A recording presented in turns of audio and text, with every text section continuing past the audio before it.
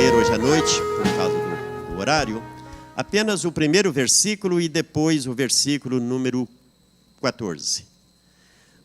João capítulo 1 diz assim, versículo 1: No princípio era o verbo, verbo com V maiúsculo.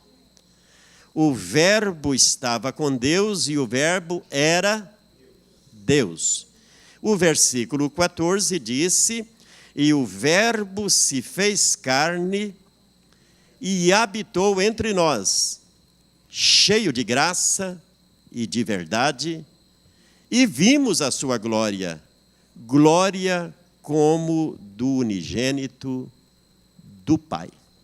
Amém? Querido e maravilhoso Deus, mais uma vez eu me coloco diante do Senhor hoje à noite, tão necessitado da ajuda do Espírito Santo, da inspiração, da revelação, que a palavra do Senhor nessa noite possa ser muito clara na minha mente e na mente dos meus irmãos, e que o nosso coração possa recebê-la e nela, nessa noite, sermos edificados.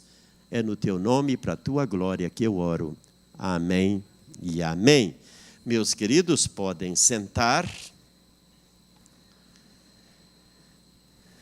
No princípio era o verbo estava com Deus, o verbo era Deus, e o verbo se fez carne e habitou entre nós, cheio de glória.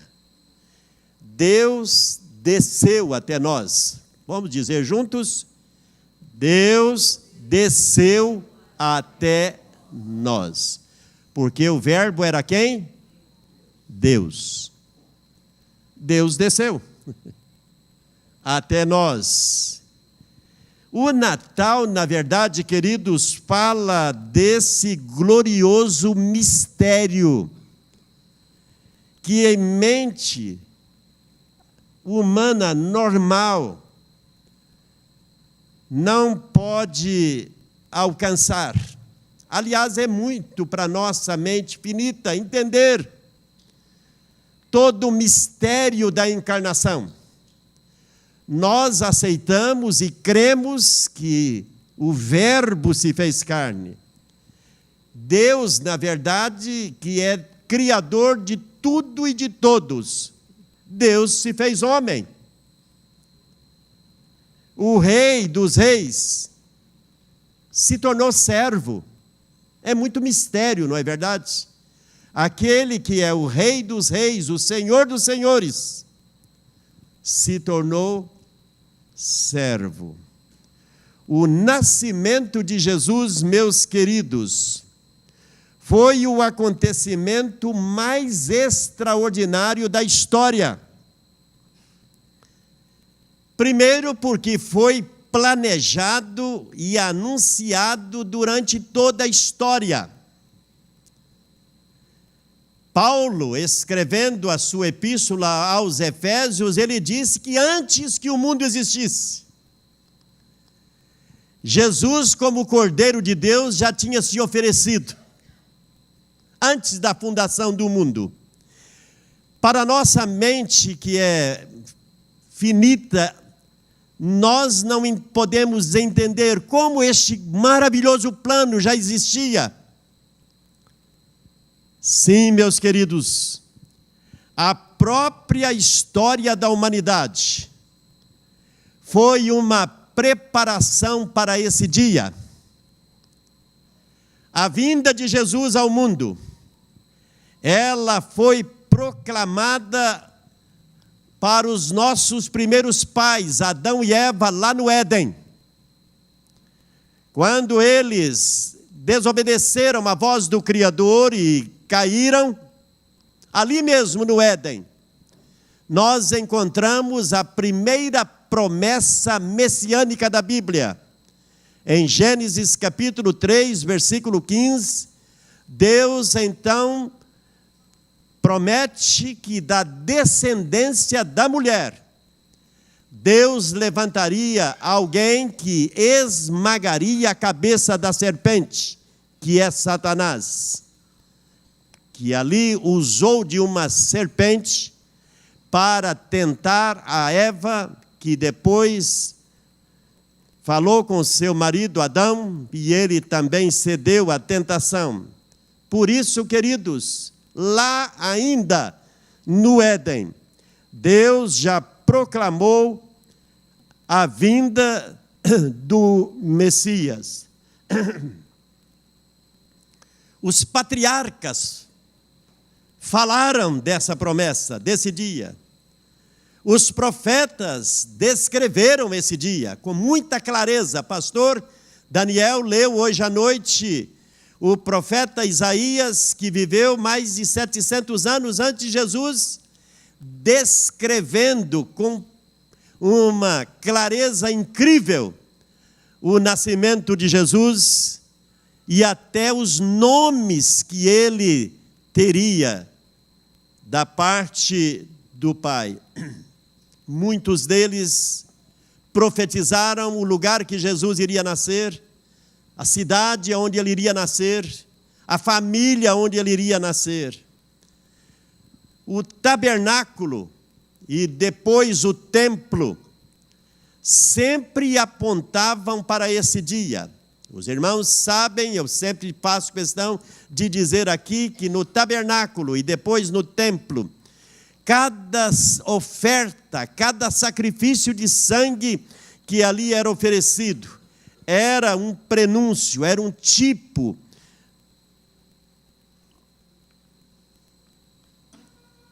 do sangue do Cordeiro, que um dia seria derramado na cruz, para a remissão do pecado de toda a humanidade. Os sacrifícios, as festas judaicas, todas elas eram sombras daquele que um dia nasceria e mudaria a história da humanidade. Paulo disse que Jesus nasceu na plenitude dos tempos. Isto é, ele não nasceu nem antes e nem depois. Foi exatamente naquele dia, naquela hora, naquele momento certo, ele veio ao mundo. Deus, queridos, preparou o mundo para a chegada de seu Filho. Tudo estava num projeto perfeito de Deus. Até mesmo a ida de José e Maria para a cidade onde eles nasceram, de onde eles eram, para eles fazerem ali o recenseamento. Até nisso, cumprindo-se os dias de Maria dar à luz, eles tinham que ir lá naquele dia. Por isso, tudo estava no projeto do eterno, na hora certa, no dia certo, no momento certo, porque havia profecia que ele teria que nascer daquele jeito. Não havia lugar para eles no hotel, em nenhuma hospedaria havia lugar. Até mesmo isto, ele tinha que nascer onde nasceu. Ele nasceu no meio de carneiros, de animais, porque João Batista, quando olhou para ele, diz: esse ali é o Cordeiro de Deus. Então ele nasceu no meio dos cordeiros, Luiz. Ele nasceu lá onde os cordeiros estavam, onde os carneiros estavam, porque aquela criança que nasceu, o Criador do céu e da terra, aquele que João disse, todas as coisas foram feitas por ele, e sem nada daquilo que, tudo aquilo que temos na criação é feitura dele, feito por ele, através dele. Mas naquele dia, ele não tinha um lugar. Ele nasceu junto com os cordeiros, porque ele era o Cordeiro de Deus, que veio para tirar os pecados de todo aquele que nele crê. Através, irmãos, tudo estava preparado. Deus preparou o mundo, tudo estava preparado, a história preparada. Por exemplo, através dos gregos, Deus deu ao mundo uma língua universal. É impressionante, até nisso. Quando Jesus nasceu, havia uma espécie de língua universal. O grego era essa língua. Hoje, a língua universal é o inglês, não é? Hoje, sem inglês, você tem dificuldades. Não é verdade? Mas naquela época, era o grego, a língua. Por exemplo, Paulo foi aquele que levou a mensagem do Evangelho, levando missões, porque ele falava muito bem o grego, e através desta língua o Evangelho se espalhou com muita facilidade. Através dos romanos, Deus deu ao mundo uma lei universal, e através dos judeus, Deus deu ao mundo uma revelação sobrenatural. Quando tudo estava pronto, tudo no seu lugar, na hora certa, no momento certo, Deus desceu. O Verbo se fez carne. Ele que era, é e sempre será Deus. Ele assumiu com perfeição a humanidade. O Natal, queridos, fala desse misterioso, dessa obra sobrenatural que para mim e para você, e para o próprio povo da época de Jesus, não entenderam, por isso o mataram. Natal fala da encarnação do Verbo eterno, como alguém que existia antes da fundação do mundo, como alguém que criou tudo. Agora este alguém, que é Deus, ele se faz carne, ele se torna aqui na terra perfeito homem, mas nunca separou dele a divindade. Sempre foi Deus. E na terra era homem perfeito. O Natal, queridos, anuncia de fato que o Criador do universo entrou na história e vestiu com perfeição este corpo humano. Amém? Vestiu este corpo humano. O Natal fala desse glorioso mistério que para a mente humana mais brilhante, mais inteligente que seja, não pode alcançar todo o seu significado. Nós temos a revelação das Escrituras, temos a revelação do Espírito Santo, porém, queridos, nem olhos viram ainda, nem ouvidos ouviram ainda o que Deus tem preparado para aqueles que continuam amando o Senhor e o amará até o fim. Amém? Amém. Aqui na terra, nós aceitamos e cremos pela fé. Se formos apenas procurar razão, vai confundir a minha e a sua cabeça. Mas quando nós aceitamos que ele, um bebê, podia receber a visita de 3 homens vindo de longe, estranhos, que se prostram diante de uma criança e adoram essa criança, e abre os seus tesouros e lhe oferta. Era pura revelação divina, era ou não era? Isso é revelação divina. Era algo totalmente, quebrou todos os paradigmas, rompeu com tudo, porque naquele dia algo tinha mudado na história da humanidade. Ele veio para mudar o próprio calendário, o antes e o depois de Cristo, o Velho e o Novo, Velho Testamento, Novo Testamento. Ele veio para continuar escrevendo a história, mas com um novo capítulo. Ele veio mudar tudo. Deus se fez homem. O Rei dos Reis se fez servo.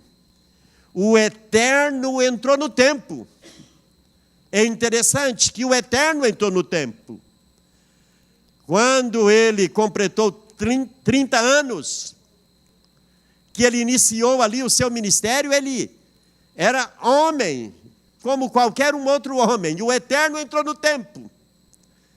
Precisava descansar, porque cansava. Precisava de água, porque tinha sede, de comida, porque tinha fome. Como pode, sendo Deus? A Bíblia diz que ele tinha fome, porque nele havia perfeita humanidade. O infinito, irmãos, nasceu de uma virgem. Como pode? Aquele que é infinito, aquele que não tem princípio de dias e nem fim de dias, aquele que é o eterno, o antes e o depois, o alfa e o ômega, ele todavia nasceu de uma virgem. Aquele que nem o céu dos céus pode contê-lo, ele foi enfaixado em panos e deitado numa humilde manjedoura. É mistério demais. O Natal, queridos, traz a lume de fato, traz luz para nós. Esse mistério dos mistérios. Glorioso demais. Jesus, sendo Deus, esvaziou-se e tornou-se tão humano, homem, como qualquer homem, todavia nunca deixou de ser Deus. Aleluia. Homem, como eu disse, como qualquer homem. O autor da Epístola aos Hebreus, no capítulo 4, verso 12, diz: em tudo ele foi tentado à nossa semelhança, porém nunca pecou. Ele podia garantir salvação para todo aquele que nele crê, e ajuda e socorro também, porque em todas as coisas que um homem possa ser tentado, Jesus foi tentado. À nossa semelhança, ele foi tentado, porque o corpo humano de Jesus não era anormal, era um corpo normal. Quando ele foi maltratado, quando ele foi açoitado, quando ele foi coroado com uma coroa de espinhos, quando ele foi perfurado por aquela lança, quando ele foi cravado naquela cruz, toda a dor que um ser humano sente, ele sentiu. As lágrimas que ele chorou não eram lágrimas inventadas, eram lágrimas. Quando ele sentia a dor de uma viúva levando seu filho para o cemitério, é que ele tinha sentimento como qualquer um tem. Quando ele chorou na morte do seu amigo Lázaro, é porque ele gostava de Lázaro, amava Lázaro, e ele chorou. O que eu quero dizer-lhes nessa noite, que mesmo ele tendo assumido um corpo humano, nele sempre residiu toda a plenitude da divindade. Homem perfeito, Deus perfeito. Ele veio com uma missão única: salvar ou buscar e salvar quem? O perdido. Vamos dizer juntos? Ele veio buscar e salvar o perdido. Não for assim, não havia sentido Jesus ter vindo, né, André? Ele veio a essa terra com a missão de buscar e de salvar aquele que estava e está perdido. Ele veio para nos revelar quem é Deus. Ele é a exata expressão da divindade. Nele está todo o resplendor da glória divina. O Verbo habitou entre nós, com toda a sua glória e com toda a graça e verdade. Quem vê a Jesus, vê o próprio Deus. Ele disse para um dos seus discípulos que pediram para ele: mostra-nos o Pai. Ele disse: mas quem vê a mim vê o Pai. Como assim quem vê a mim vê o Pai? Jesus disse: é que eu e o Pai temos unidade. Quem vê a mim vê o Pai.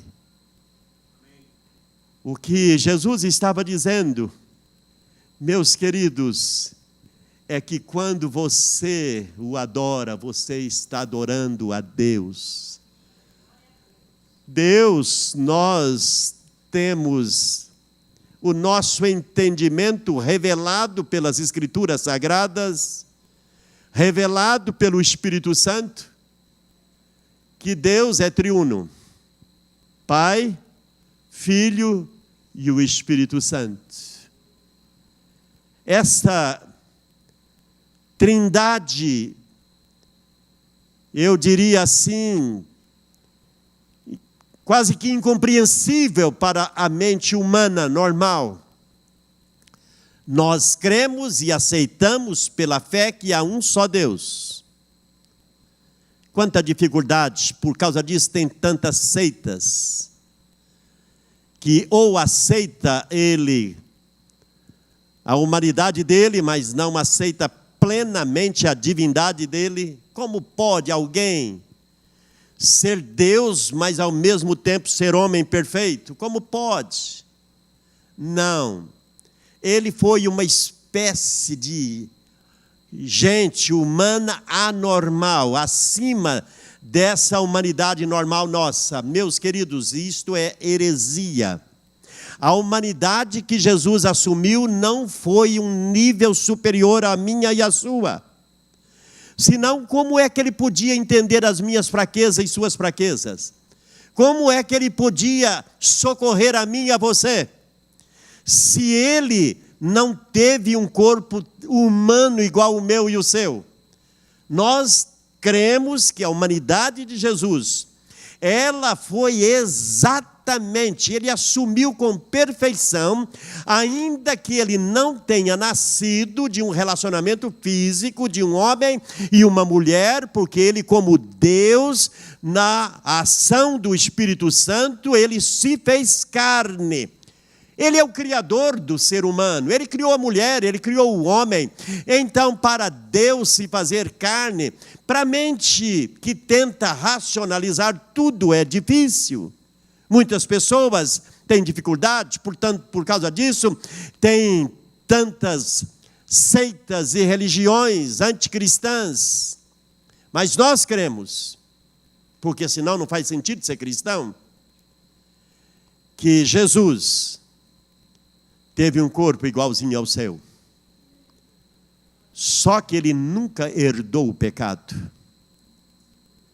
Porque ele não foi gerado por José, e sim ele se fez carne na ação do Espírito Santo. Entenderam?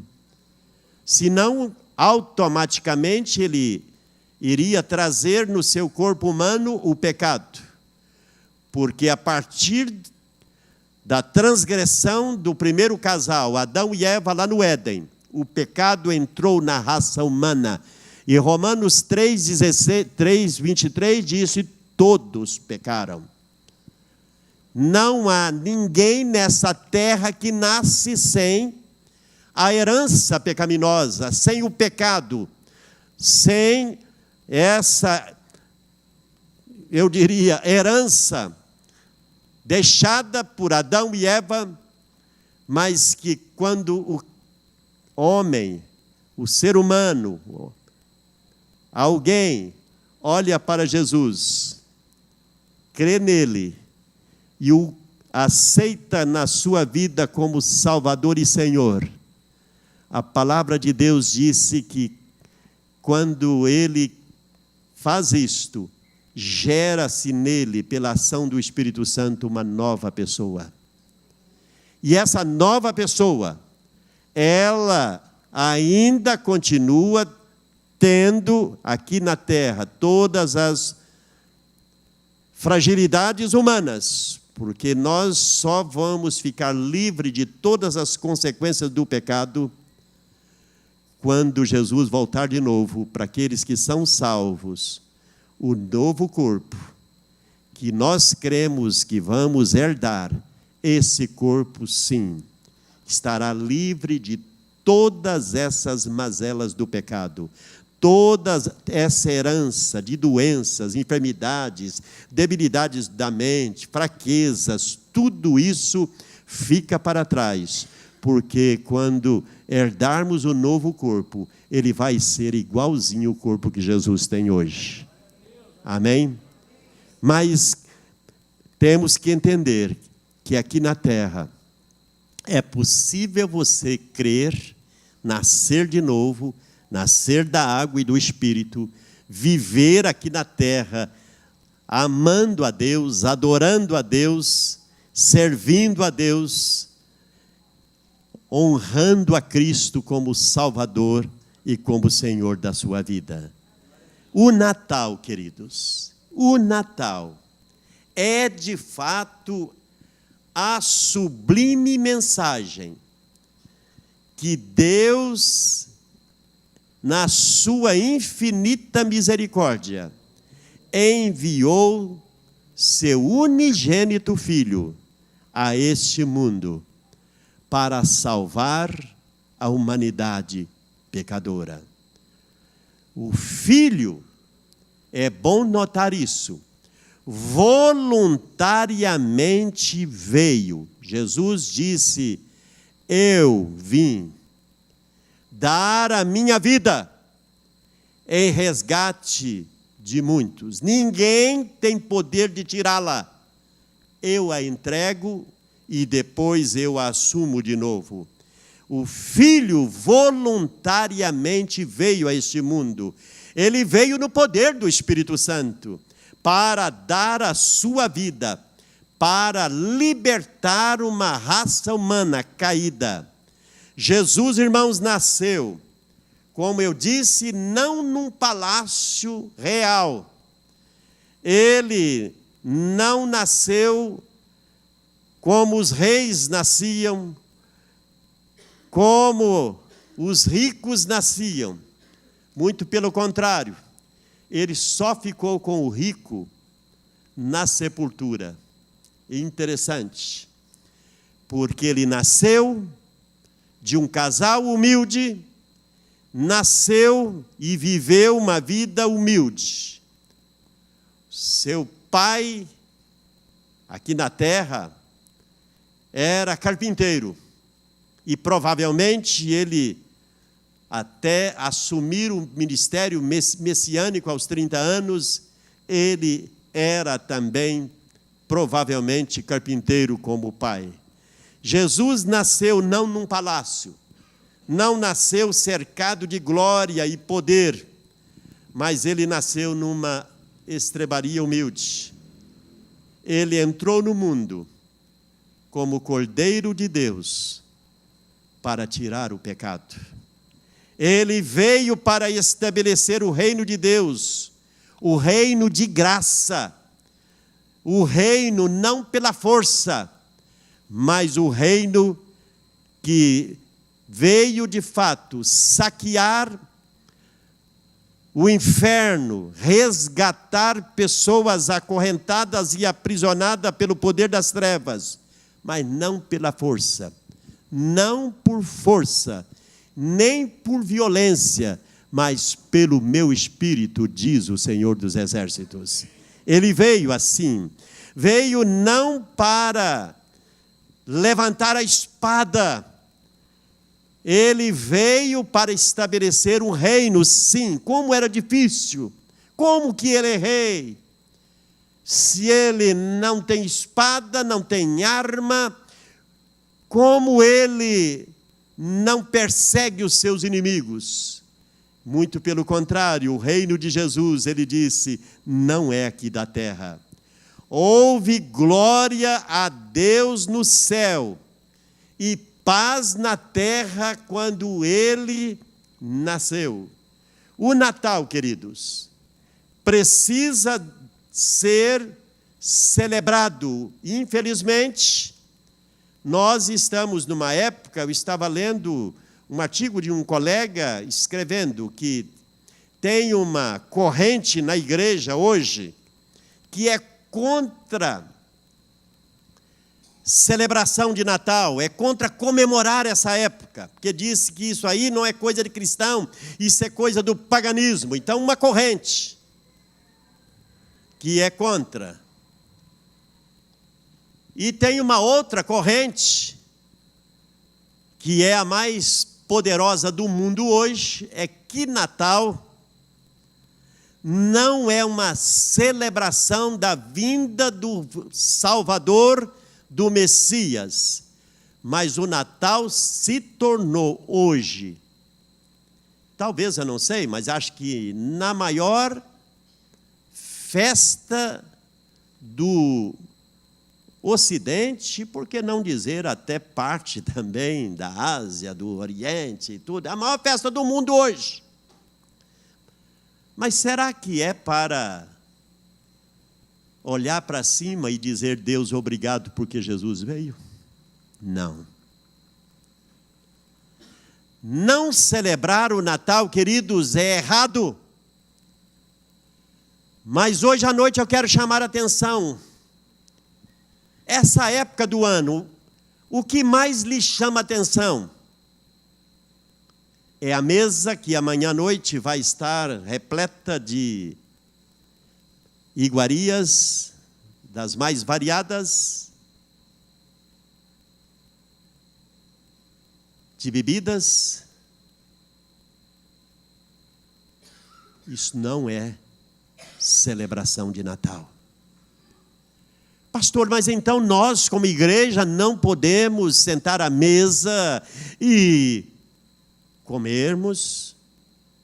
A gente não pode compartilhar um presente? Pode. Mas isso não deve ser, irmãos, o motivo da minha e da sua celebração, entenderam? Ir para o outro lado e dizer isso é coisa de paganismo. E ficar desse lado, que Natal é momento da gente comer. Trocar presentes. Eu tenho por hábito, todos os anos, trago isso como tradição de família, da gente à meia-noite, damos as mãos, reunimos a nossa família à volta da mesa e erguemos aos céus uma oração de gratidão a Deus, porque Jesus veio. É como se aquele momento fosse dizer, Jesus, nós estamos aqui celebrando o seu aniversário. Como o pastor disse aqui hoje à noite, não me importa se foi dia 25, e daí? Só sei que nasceu, viu, pastor? Alguns dizem que foi no mês de março.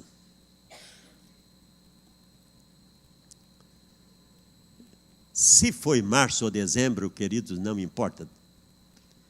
Eu conheço muita gente que nasceu em determinado dia e o pai registrou 2, 3 meses depois. Não é verdade? Então não importa.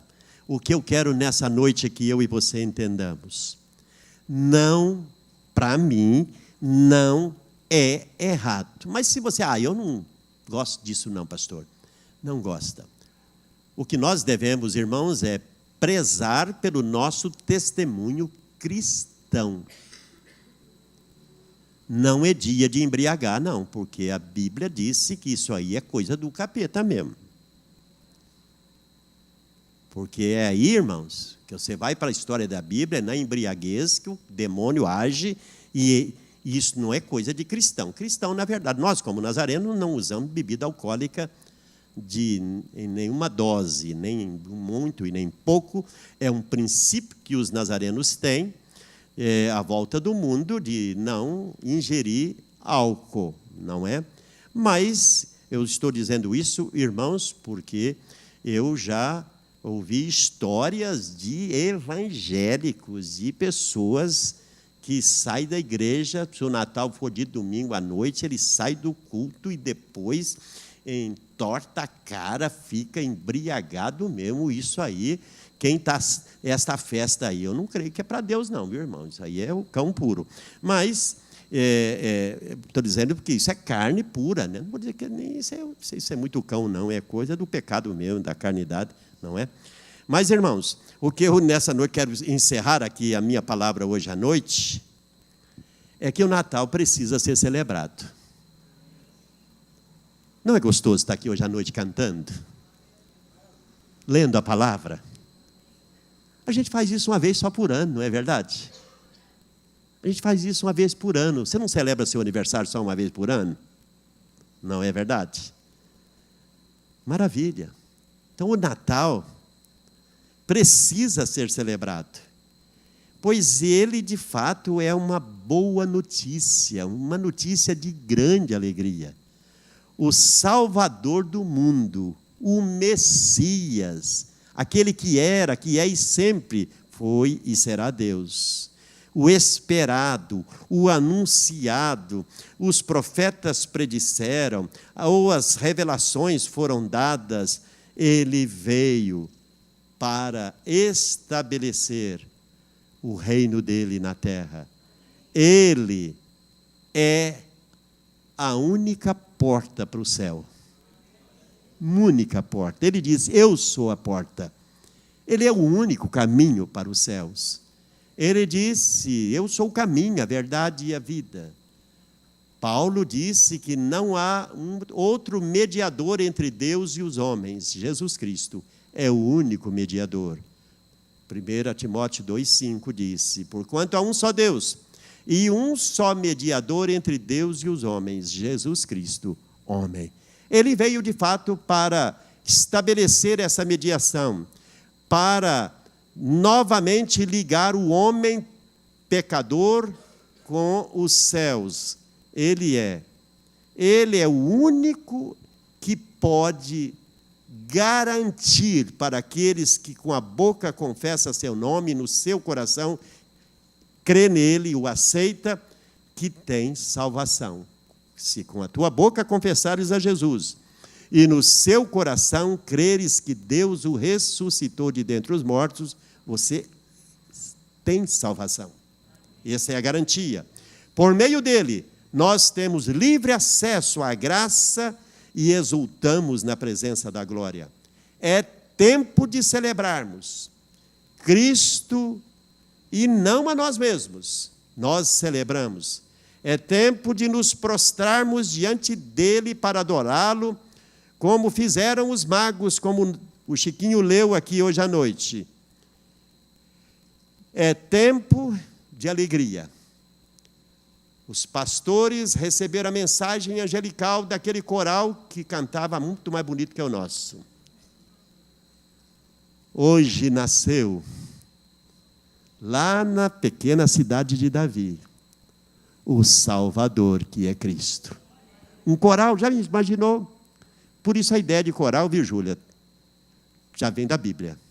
Porque um coral de anjo, imagina um coral de anjo aparecer cantando nos céus. Maravilha das maravilhas. Vamos ficar em pé? Deus desceu até nós para nos tirar do império das trevas, da escravidão do pecado. Deus desceu até nós para fazer de nós filhos parecidos com Ele, o Messias. Fecha seus olhos. Querido e maravilhoso Deus, como é bom nessa noite poder estar aqui. Nesta noite que como igreja nós estamos relembrando esses textos sagrados. Estamos nessa noite, ó Deus, mergulhados na história, voltando no tempo, tentando imaginar aquela noite, naquele lugar humilde, naquela hospedaria onde não havia lugar lá dentro, onde ele nasceu ali, onde os animais ficavam. Muito obrigado, meu Deus.